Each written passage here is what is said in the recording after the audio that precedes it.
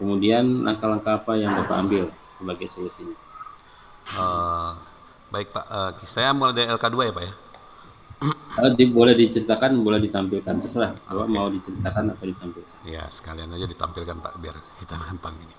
Baik, terima kasih Pak Wahyudin sama Pak Arsa. Nah, saya akan coba menampilkan dulu tentang ininya LK2.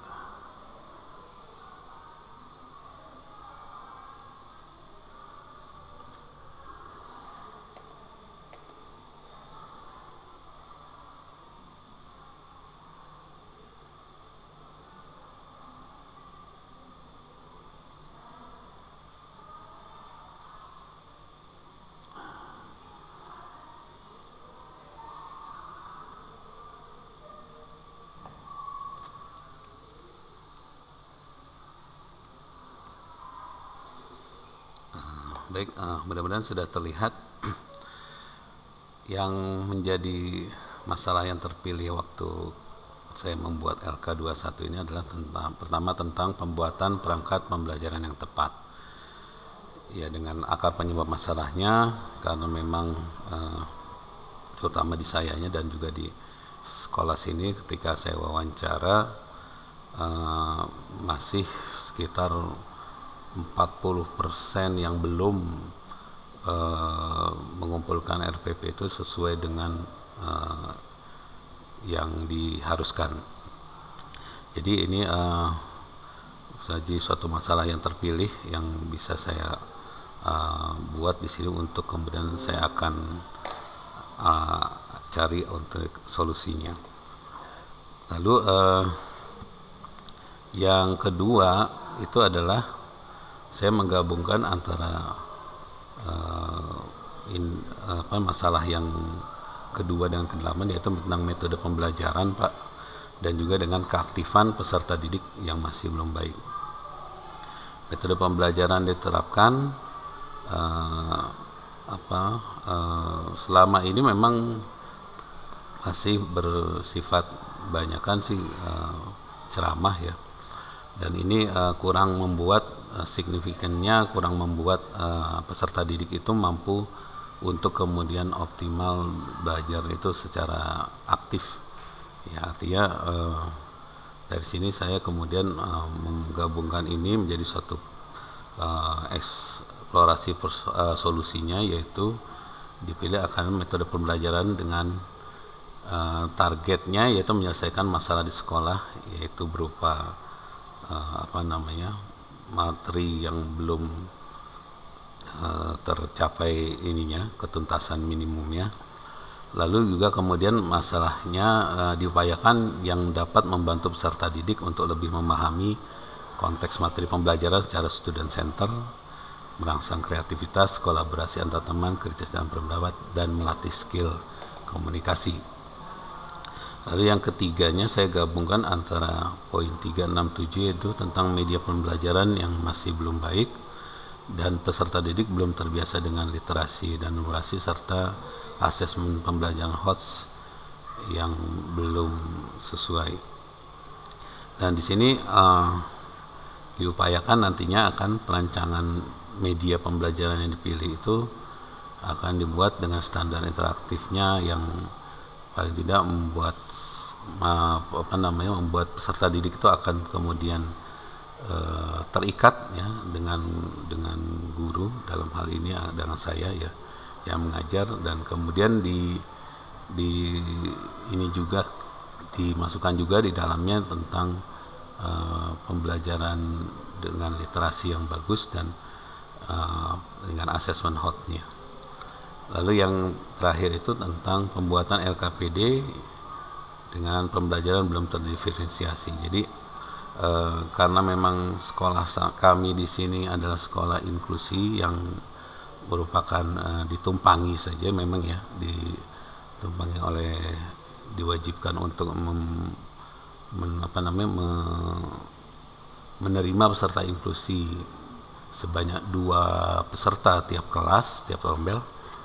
Jadi memang ini agak menjadi masalah ya. Jadi persoalannya itu adalah lebih kepada bagaimana peserta inklusi ini bisa ikut pembelajaran juga dengan materi yang mungkin akan dirubah, akan dibedakan. Karena memang sekolah sendiri mempunyai solusi, ternyata memang baru diterapkan tahun ini Pak, tentang adanya kelas yang diadakan oleh BK. Jadi mereka dikumpulkan untuk kemudian di sana untuk mempelajari sesuatu yang sifatnya adalah memang pembelajaran dengan banyak permainan ya, dengan banyak permainannya. Tapi memang kemarin atas arahan Pak Eka juga, karena memang di sini tingkat tingkat perbedaan peserta didik yang terdiferensiasi ini beda, nggak beragam-ragam ya. Ada yang tidak bisa bicara, ada yang low vision, ada juga yang kemudian secara IQ di bawah 30 di bawah 40 waktu itu akan ada. Jadi memang beragam sekali, sehingga memang kesulitan saya waktu itu saya ungkapkan di sini. Dan itu kata PK ya, memang selama memang masih anak tersebut masih bisa mengikuti, artinya itu nggak masalah. Tapi kalau memang sudah harusnya ada di SLB ya, kita susah untuk kemudian membuat perancangannya gitu. Nah mungkin seperti itu Pak. Jadi untuk yang LK2. Ini Bapak ngajar di sekolah luar biasa? Bukan Pak, di sekolah SMK negeri biasa. Oh tadi apa maksudnya ada siswa yang harusnya masuk SLB gitu? Iya, artinya kalau di PDB di sini tidak dibolehkan untuk tidak menerima Pak. Oh. Iya, harus menerima kita. Tapi ada itunya kan, ada standarnya, misalkan ini kategorinya sudah bukan normal lagi gitu. Nah, kalau standar itu tidak diterapkan di PPDB-nya, tapi cukup syaratnya itu adalah surat psikotes Pak. Dari psikolog. Bukan dulu pintunya. Yang menunjukkan bahwa memang peserta itu adalah memang berkebutuhan khusus gitu Pak. Ada berapa siswa Pak yang seperti itu? Ya kalau di kelas RPL yang kelas saya itu, karena saya di sini ada 2 rombel, berarti ada 4 siswa Pak. Satu tahun itu artinya 1 angkatan. Jadi kalau totalnya 3 angkatan ada 6. 6. Nah Bapak mengajar apa Pak? Saya ngajar RPL Pak, produktif rekayasa perangkat lunak. Terus materi yang akan disampaikan nanti apa Pak? Baik Pak, saya akan menyampaikan, sebentar saya share dulu.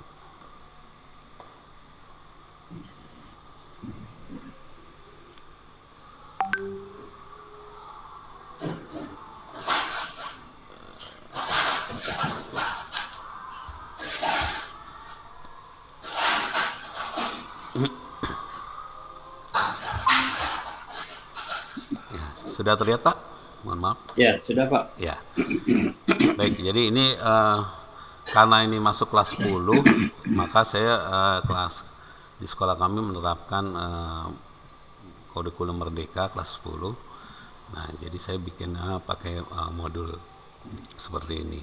Jadi ini yang pelajarannya dasar-dasar program keahlian perangkat lunak. Dan yang saya buat seperti ini adalah di fase E dan juga di CP-nya itu adalah tentang pemrograman terstruktur. Pemrograman terstruktur ini karena memang di sini banyak hal yang harus disampaikan, maka saya memulainya dari algoritma dulu, ya, logika dan algoritma. Logika algoritma ini untuk sebagai jembatan nantinya ke depannya saya akan meneruskan ke tipe data, ya, tipe data, struktur kontrol, perulangan, pencabangan dan seterusnya. Jadi memang awal itu kita algoritma supaya saya bisa menerangkan ke anak-anak didik bagaimana itu variabel, ya. Karena variabel di sini kalau tipe data kita ujuk-ujuk bicara tipe data berarti variabelnya harus dijelaskan terlebih dahulu. Nah, terlebih dahulu di algoritma inilah saya coba untuk menyampaikannya. Jadi seperti ini tujuan pembelajarannya, diambil dari CP ini materi pelajarannya, mendefinisikan algoritma, menilai ciri-ciri algoritma dan mengeksplorasi algoritma dan menerapkannya lewat aplikasi Scratch. Nah, ini kenapa saya tambahkan aplikasi Scratch di medianya, karena memang untuk pemrograman itu algoritma itu kan masih umum ya Pak ya. Algoritma itu ada yang sifatnya masih sangat umum, tapi ada juga yang memang kita butuhkan justru nanti ke depannya adalah anak-anak ini untuk algoritma pemrograman. Maka disitulah saya kemudian mencoba untuk mengambil aplikasi Scratch ini, karena pertama aplikasi Scratch ini tidak berdasarkan suatu bahasa pemrograman apapun, jadi dia murni hanya dari blocking yang sifatnya algoritmis, dan itu bisa diterapkan di anak-anak sampai usia sampai 17 tahun. Lalu kemudian aplikasi ini juga sederhana dan melatih kemampuan algoritma anak-anak ini supaya bisa nantinya kalau misalkan dia masuk ke bahasa pemrograman yang setelah ini nanti ya saya akan berusaha untuk pakai kasih sisap ya. Sisap ini nanti algoritmanya itu sudah terbentuk ya, termasuk dari hal penggunaan variabel, terus tentang looping dan juga yang lain-lainnya. Jadi seperti itu. Ini yang kompetensi prasyarat, karena ini ada 2 pertemuan. Pertemuan keduanya membutuhkan penerapan algoritma yang ada di pertemuan pertama. Nah, jadi sarana pelaksananya seperti biasa, PowerPoint, Google Classroom. Untuk kemudian materi ajarnya di sana ya, bahan ajarnya saya kasih di situ. PowerPoint nanti saya akan untuk presentasinya, dan juga Google Form untuk aplikasi formatifnya ya, asesmen formatif. Untuk aplikasi Scratch sendiri memang ini lebih ke bagaimana nanti terbiasanya itu Pak. Jadi kita membangun bagaimana anak-anak ini supaya kebiasa untuk kemudian secara berpikir itu algoritmis secara pemrograman. Jadi nantinya ketika mereka masuk ke berkaitan dengan masalah-masalah yang sudah ada di sehari-hari, kehidupan sehari-hari, itu akan lebih mudah mentranslasikannya ke dalam bentuk bahasa pemrograman. Oke, itu kegiatannya seperti biasa. Ini ada model pembelajarannya adalah PBL, problem based learning, lalu kemudian pendekatannya scientific method. Nanti pada pertemuan pertama saya akan melakukan seperti biasa tentang ada 3 kegiatan inti, yaitu pendahuluan. Di sini akan ada pengecekan siswa ya, lalu kemudian berdoa bersama dan juga memberikan asesmen non kognitif yang tinggal nanti ada dalam bentuk Google Form ya. Nanti mereka tinggal checklist saja apakah mereka dalam kondisi senang atau tidak. Lalu kemudian ada pertanyaan pemantiknya yang akan saya sampaikan tentang algoritma ini. Artinya apakah mereka betul-betul blank tentang algoritma ini, atau memang mereka punya satu bahasan, pernah mempelajari ini atau pernah membaca ini di suatu tempat. Nanti kita akan diskusikan lebih jauh dan akan masuk ke materi intinya, di mana di sini juga saya mau mengumpulkan peserta didik, lalu kemudian membagikan LKPD yang sudah dibuat. Lalu yang kegiatan intinya untuk fase orientasinya, pada fase orientasi saat mengamati itu kita memberikan penjelasan poin-poin yang harus diamati oleh siswa, oleh peserta didik ini, yang kemudian nantinya mereka akan catat poin-poin penting itu dalam LKPD-nya.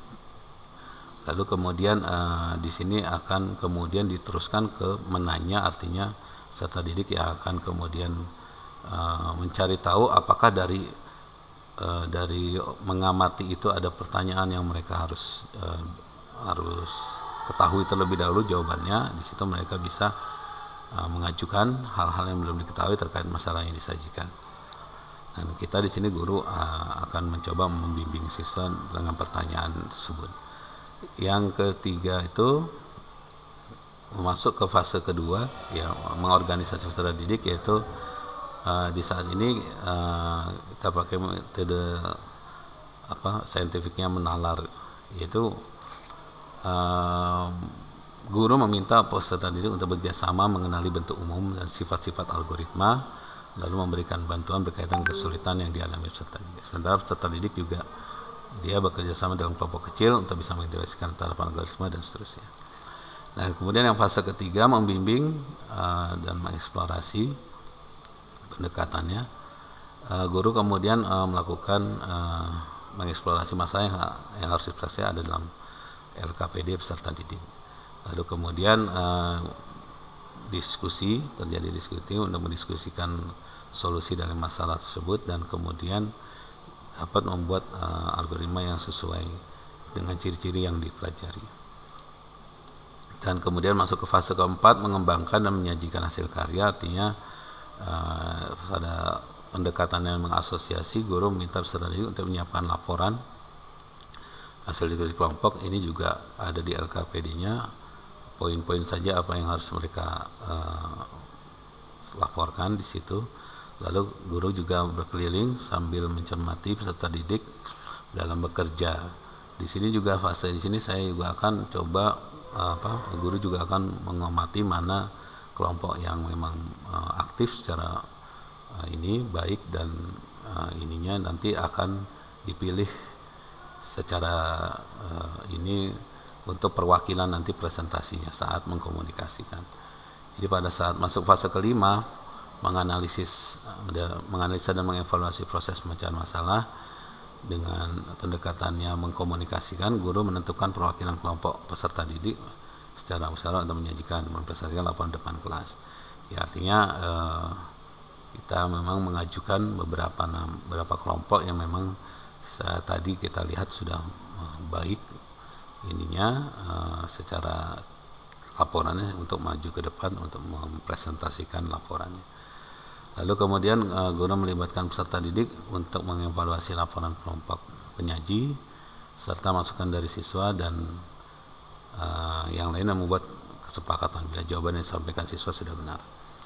Lalu yang ini lanjutnya, guru memberi kesempatan peserta didik dari kelompok lain jika memang memiliki jawaban berbeda dari kesimpulan kelompok yang penyaji.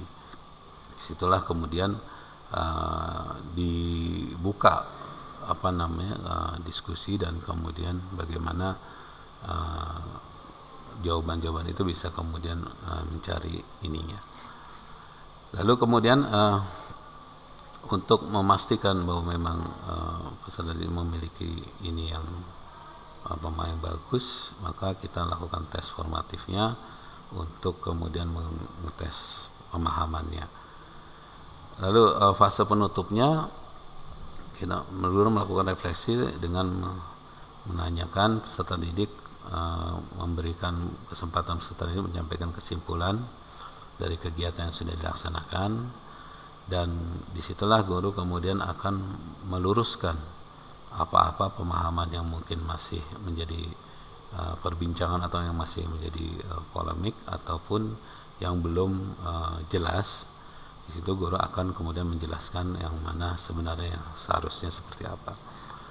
Lalu memberikan motivasi untuk mengembangkan pengetahuan melalui pembelajaran yang sudah dilakukan, dan akan selanjutnya pertemuan selanjutnya yang mengenai algoritma penggunaan Scratch, yaitu melakukan algoritmanya itu pencabangan dan juga ini ya terutama masalah pencabangan.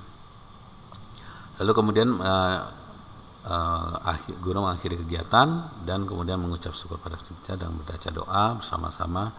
Guru menutup pertemuan. Jadi itu Pak untuk satu pertemuan dalam masalah pembelajaran algoritma ini.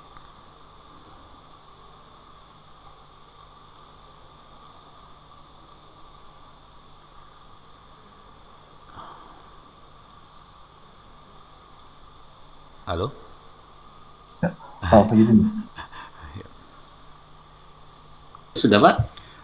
Ya itu yang pertemuan pertama yang Ya, pertemuan jadi sebenarnya ketika Bapak mengajar ya di kelas ya, ya.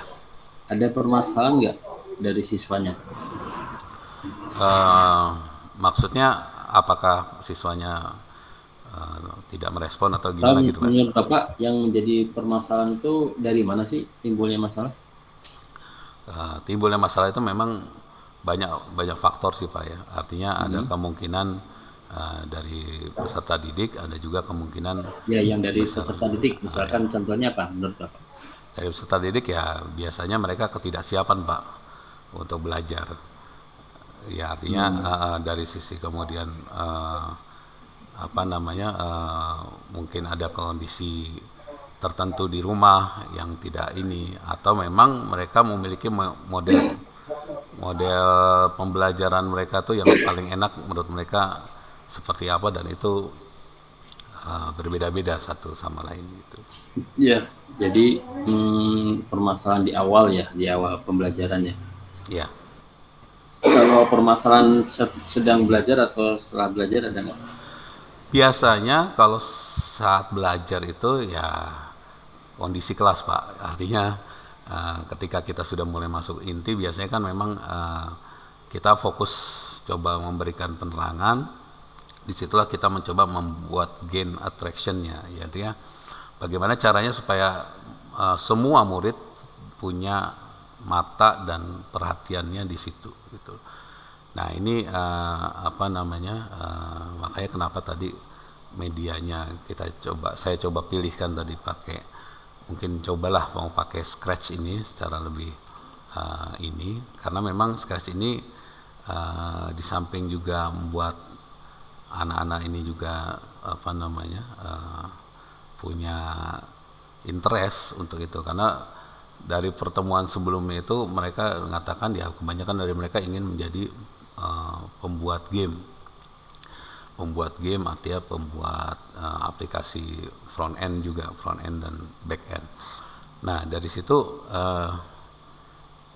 cocok ini kalau misalkan mereka langsung kemudian mencoba untuk membuat secara algoritma dulu bagaimana program itu bisa merespon seperti yang mereka inginkan. Nah itu saya pikir sangat membantu untuk bagaimana membuat atensi itu sesuai dengan yang diinginkan, bahwa memang mereka mempelajari itu sesuai dengan yang materi yang kita sajikan Pak.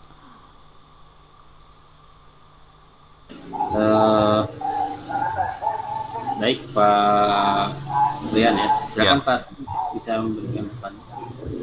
Baik, Pak Rian. Iya Pak. Pak ini Pak Rian ngajar di RPL ya berarti ya? Betul Pak, di RPL. RPL. Tidakkah kalau misalkan Pak Rian menggunakan Scratch itu untuk siswa SMK dianggap jadi terlalu mudah Pak?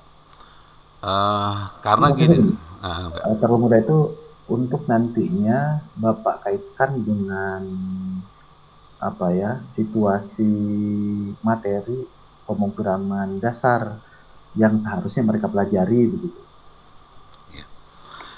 jadi sebenarnya saya juga udah mikir-mikir tuh apa ya kira-kira yang cocok media yang kemudian bisa menggain attention dan juga membuat mereka juga tertarik selanjutnya, karena mereka memang udah bertanya-tanya terus ke saya kalau dari awal tuh, Pak kapan sih kita mulai pemrograman, kapan sih kita pemrograman. Saya bilang nanti dulu, kamu pokoknya step belajarnya itu adalah pertama kamu harus tahu algoritma dulu, karena saya udah berapa kali saya kasih tahu juga ke mereka tentang bagaimana kalau misalnya saya melihat anak-anak ikut lomba LKS segala macam, itu rata-rata bukan masalah teknis bahasa pemrogramannya yang bermasalah, tapi bagaimana struktur logika algoritma mereka sendiri yang tidak baik gitu.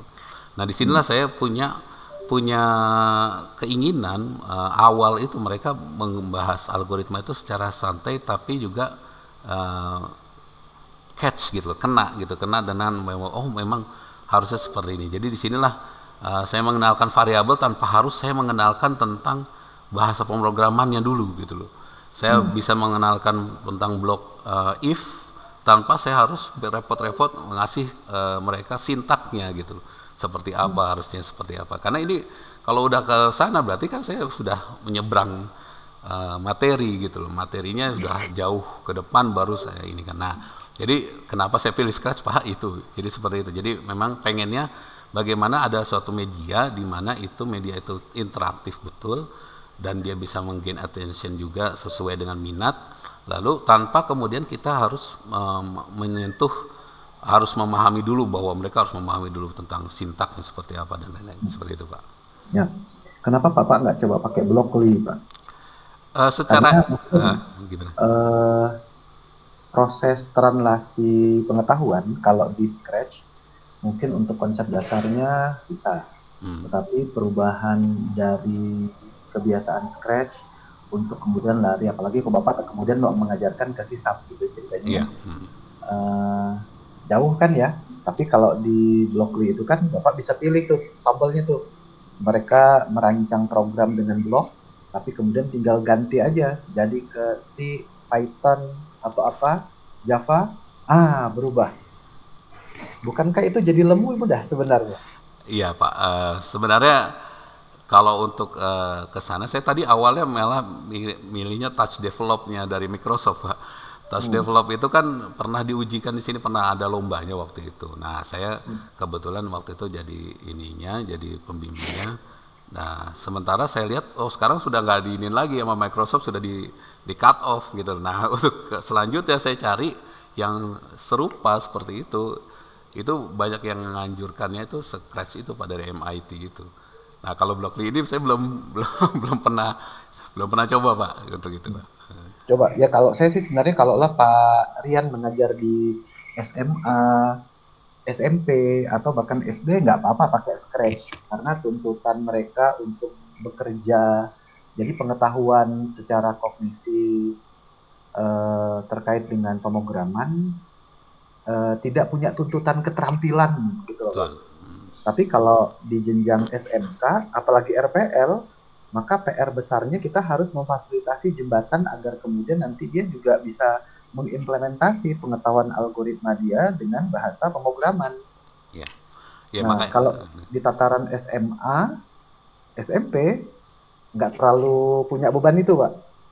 Tapi kalau di SMK, nah kalau saya bilang itu harus ya walaupun sebenarnya secara antarmuka dia lebih familiar, hanya saja nanti strukturnya mungkin akan sedikit banyak berbeda karena dia dipengaruhi oleh sprite. ya. Jadi satu sprite satu blok, satu sprite satu blok, dan itu agak sulit membuat penyesuaiannya dalam satu bahasa pemrograman tertentu. Nah, tetapi kalau Bapak pakai Blockly, ini punyanya Google ya. Saya justru baru tahu kalau kemudian Microsoft punya Touch. Ada beberapa sebenarnya, saya lupa, yang mirip-mirip dengan Scratch tapi levelnya agak di atas gitu ceritanya. Nah, kalau untuk pengenalan dasar sih mungkin bisa akan, tapi SMK itu punya tagihan yang lain. Selain pengetahuan tentang algoritma, dia juga punya tuntutan untuk bisa mendevelop aspek keterampilannya. Nanti Bapak akan ngos-ngosan tuh Pak, di level yang lebih tinggi. Betul. Membuat jembatan dari Scratch menuju sisap. Ya, kalau saya makanya ini di LKPD-nya saya taruh di situ, sebenarnya yang menjadi poin saya di situ adalah bagaimana mereka bisa mengorganisir input dan variabel, lalu kemudian menampilkan outputnya. Nah itu aja sebenarnya. Kalau untuk yang memang ada sprite-nya dan lain-lain itu karena kita sekarang berubah Pak, kurikulum ini kan RPL ini bukan lagi RPL murni kayak tahun kemarin. Nah sekarang ada RPL dan game. Nah ini kita ada RPL game-nya ini. Jadi saya pikir Scratch ini juga karena berkaitan dengan game, bisa buat game juga, karena nanti bisa ke developnya ke construct.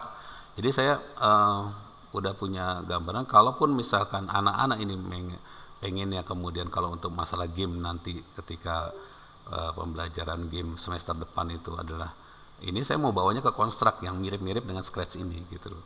Nah, jadi itu untuk ke gamenya. Kalau untuk ke terstrukturnya dan kemudian ke PBO-nya ya saya nanti akan bawa ke sisap, lalu Kalau PBO biasanya di sini kan pakainya Java ya, NetBeans. Cuman memang apa namanya, kalau Java itu eh, nggak kepakainya, kalau di LKS itu nggak dipakai. Java nggak dipakai lagi sekarang, jadi sekarang ke Microsoft kan, semuanya ke C Sharp gitu kan. Nah ya, akhirnya ya sudahlah, kita ikutin aja dulu, yang penting kalau memang PBO dia C Sharp, saya mau pakai C Sharp dari awal. Tapi kalau untuk ke game saya akan lebih ke construct-nya Pak, atau Unity itu ya paling kan kita pakainya ke C Sharp gitu. Padahal lebih bagusan ke Unity sebenarnya kan nyambung dengan C Sharp gitu. Betul. Tapi di Unity itu ada yang format lebih mirip kalau saya bilang sih, tapi Unity itu kan terkesan full text ya. Ya. Tetapi oleh salah satu laboratorium di MIT itu Pak, itu dibuat versi mininya, mirip Construct. Nanti Bapak bisa searching fungi Pak. Fumi. Fungi itu jamur fungi itu Pak. Oh iya ya, fungi fungi. Ini Unity. Nanti Bapak akan ketemu dengan sebuah dokumen lah ya, yang itu jadi seolah-olah udah dia menciptakan banyak library di sini lebih tepatnya untuk perintah, jadi tidak perlu dari nol lagi. Cuman kalau ke construct kan agak panjang ya Pak, jadi Betul. eh, apa ada banyak keterbatasan begitu kalau di construct itu. Ya. Tapi kalau di Unity pilihannya jadi lebih banyak tuh, dia mau lari nanti ke AR bisa gitu ceritanya, Betul. mau lari ke 3D bisa, mau arahnya ke berbasis apa namanya mobile juga nggak ada masalah begitu cerita. Jadi pilihannya malah lebih fleksibel dalam tinjauan apa pemrograman ya, karena kan memang berarti ini kelas 10 tahun pertama yang Bapak ajar untuk mengadaptasi RPL plus game itu ya Iya berarti ya. Pak, betul Pak. Ya Ya, cuman alhamdulillah Pak, terima kasih secara, nih. secara Dam- pribadi sejujurnya eh, saya mengajarkan Scratch ke anak saya masih usia SD Pak, dari kelas 4. Tapi saya pikir itu sepadan ya. Tapi kalau untuk di jenjang SMK, untuk situasi awal misalkan pertemuan pertama agar mereka tertarik begitu ceritanya, Hmm. bisa-bisa saja lah Scratch. Tapi kalau kemudian apa namanya secara berkala itu digunakan, skenarionya nanti Bapak akan kebingungan Pak, untuk membuat alur yang menjembatani dengan situasi yang lebih kompleks nantinya. Nah, kalau yang saya tahu sih nanti untuk pembelajaran awal itu apa namanya di Blockly itu juga ada, nanti Blockly ada dua, ada yang Blockly developer, ada yang juga untuk yang game sebenarnya. Nah, coba nanti Bapak lihat-lihat deh. Ya mungkin karena bersama-sama juga Blockly itu based on block program juga, Pak. Betul. Hampir mirip dengan Scratch, hanya saja mungkin kan kalau objek Scratch itu spread-nya itu ya lebih ke arah anak-anak lah ya begitu ceritanya ya. Iya. Nah, kebetulan anak saya juga buat game dari situ, tapi saya pikir ya nggak apa-apa. Dia ikut salah satu kompetisi di Meta. Uh, ya bagus sih untuk bicara tentang proses itu, hanya saja karena yaitu kalau saya bilang ada tuntutan bagi lulusan SMK itu untuk bisa punya skill keterampilan. Nah itu yang agaknya ini kalau pakai Scratch agak susah nanti. Ada waktu yang agak lost gitu ya. Tapi kalau di Blockly, seingat saya tuh ada pilihannya. Jadi nanti Bapak mau ajarin ke Python kayak itu jadi ke Java juga bisa begitu. Jadi dia akan membuat perbandingan. Oh kalau misalkan strukturnya begini dalam bloknya, berarti nanti di bahasa Java itu jadinya begini. Nah kasarnya Bapak mau ajarkan dia langsung ke Java misalkan gitu ya, pakai NetBeans gitu kan. Yeah. Nah mau copy paste aja pindahkan ke sana. Oh kenapa nggak jalan? Oh berarti ada perintah awalan yang itu harus disiapkan terlebih dahulu sebelum masuk ke sini gitu. Makanya jadi lebih mudah proses transisinya Pak. Dan itu yang kemudian untuk SMK ya di Scratch itu nggak tersedia karena memang ditujukan bukan untuk vokasi Scratch itu, tapi lebih cenderung ditujukan untuk pembentukan ide. Nah kecuali kalau skenario Pak Rian itu di Scratch nanti kemudian dia logika Scratch itu dia transfer ke perantaranya, misalkan anggaplah Blockly, misalkan begitu, alur bloknya itu dia pakai di Blockly, kemudian dari Blockly itu dialih bahasakan ke bahasa pemrograman. Nah, cuman kan panjang jadi Iya. prosesnya. Jadi prosesnya agak panjang. Tapi saya pikir tidak ada masalah, hanya saja kalian perlu memikirkan situasi lanjutan kalau misalkan nanti terjadi peralihan, karena itu membuat penyesuaian yang tidak sederhana, Pak. Iya, Oh, dia betul. udah nyaman nih dengan Scratch nih. Nah, Pak Aryan kan harus menjelaskan apa ketika Scratch itu kan ada beberapa situasi ya. Iya. Ya nanti ada yang memang bicara tentang condition, tentang bahkan kita bisa mengembangkan sebuah blok sendiri sesuai dengan kebutuhan gitu.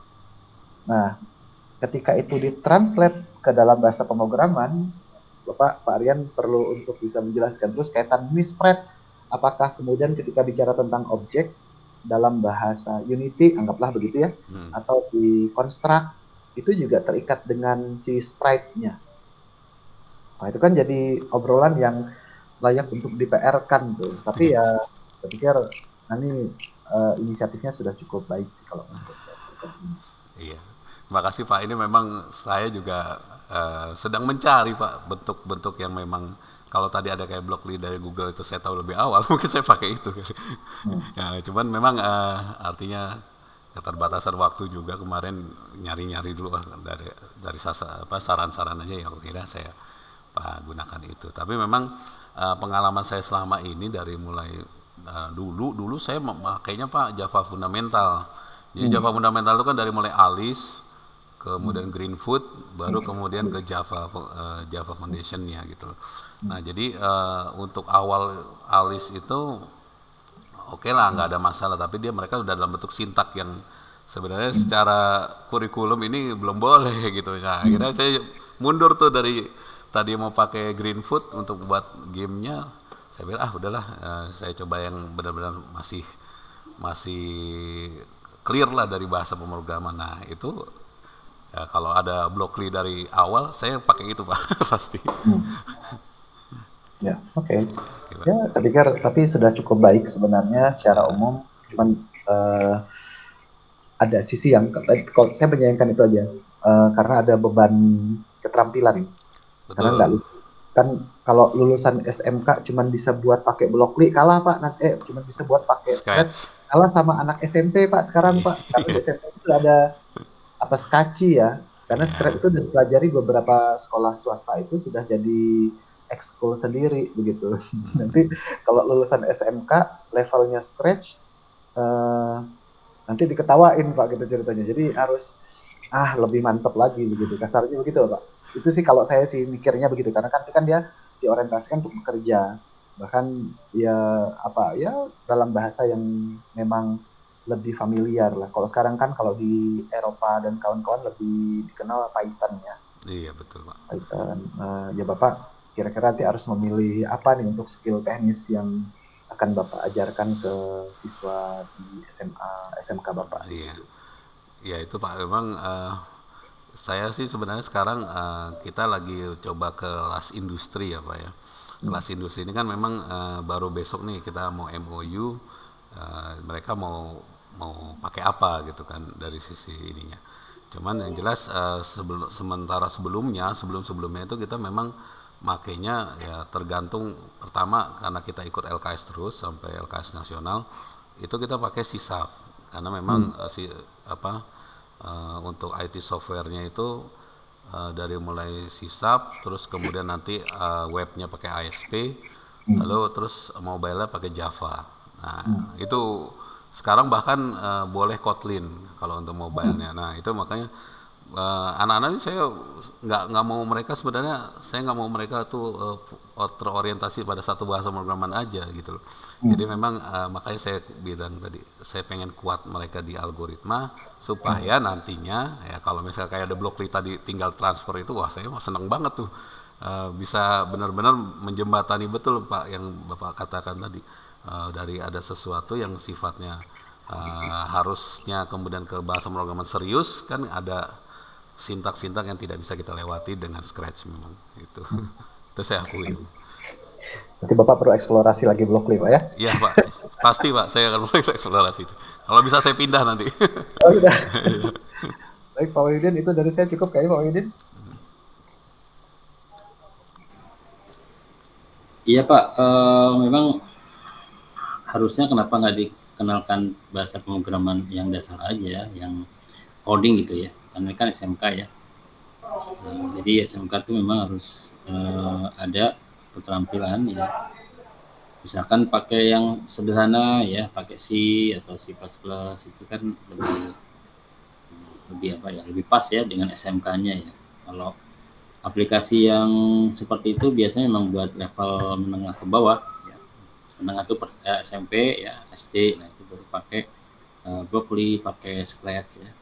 Nah kalau di SMK biasanya di kelas 1 itu sudah dikenalkan bahasa pemrograman C++ gitu. Jadi kenal dengan coding gitu ya. Iya Pak, itu Memang tadi. di bukunya nggak ada Pak, di bukunya itu nggak ada apa namanya rujukannya misalkan menggunakan bahasa pemrograman. Oh, ada Pak, cuman kan ini tadi dari awal nih yang mohon maaf ya saya. Ini kan kita lagi membahas tentang pemrograman terstruktur. Nah, pemrograman terstruktur itu di capaiannya itu dikatakan ini tadi data dinamis, ya kan, array, tipe data, lalu struktur kontrol dan lain-lain. Ini semuanya memang bahasa pemrograman Pak, dan saya niatnya sisap itu. Cuman untuk pengantar ke sana, nah itu saya tadi bilang ya, pengantar ke sana, saya kan harus bahas algoritma, karena algoritma ini akan belajar tentang variabel. Jadi variabel itu enak nanti masuknya ke tipe data gitu. Kalau memang kita udah kenal variabel, udah kenal blok pengulangan, ini anak-anak enak banget tinggal kesananya itu ke tipe data dan lain-lain. Nah rencana tipe data ini saya mau pakai sisap langsung untuk kemudian ke sini ya. Cuman algoritma, nah di sini saya cari bagaimana medianya itu yang tidak berpihak pada bahasa pemrograman supaya mereka betul-betul full pay attention-nya tuh ke algoritmanya Pak gitu loh. Bagaimana algoritma itu bisa membuat ini cara input, cara nagih input gimana inputnya, jawaban input kita simpan ke variabel bagaimana. Nah paling tidak logika seperti itu mereka sudah ada gitu. Itu Ya, Pak maksudnya. itu bisa pakai bahasa manusia aja ya. Nah sebenarnya enak sih sebenarnya gitu. Gitu. Hmm. Cuman memang karena memang dituntut ada media yang interaktif yang anak-anak itu bisa seneng di situ ya saya coba pakai Scratch itu. Kalau tahu ya ada Blockly saya pakai Blockly. Sebenarnya Scratch Blockly itu juga sudah mengacu bahasa pemrograman gitu. Iya sih, cuman memang masih itu Pak. Masih basic lah masih awal. Ya, baik Pak Rian ya. Iya Pak. Mudah-mudahan bisa diambil hikmahnya ya. Misalkan kapan kita perlu menggunakan aplikasi ya Scratch ya. Iya. Kapan kita pakai pemrograman ya. Mungkin tadi kita menangkapnya khawatirnya itu pola pikirnya jadi pola pikir yang sudah menggunakan Scratch gitu tadi ya. Oh iya enggak. Itu cuma media Dan saat ini. kalau sudah di setting bahasa pemrograman ya misalkan C#, ya mungkin bisa lebih clear tadi ya. Baik Pak Rian, karena waktunya juga sudah habis ya. Iya. Mudah-mudahan lebih baik lagi ke depannya Terima dan kasih Pak. lebih siap lagi ya untuk menjadi guru yang profesional ya. Insya Allah Terima Pak kasih saya. Pak Rian. Terima kasih Silakan. Pak. Ini saya keluar aja Pak. Ditutup dulu ya. Iya, terima kasih ya Pak. Assalamualaikum warahmatullahi wabarakatuh. Waalaikumsalam.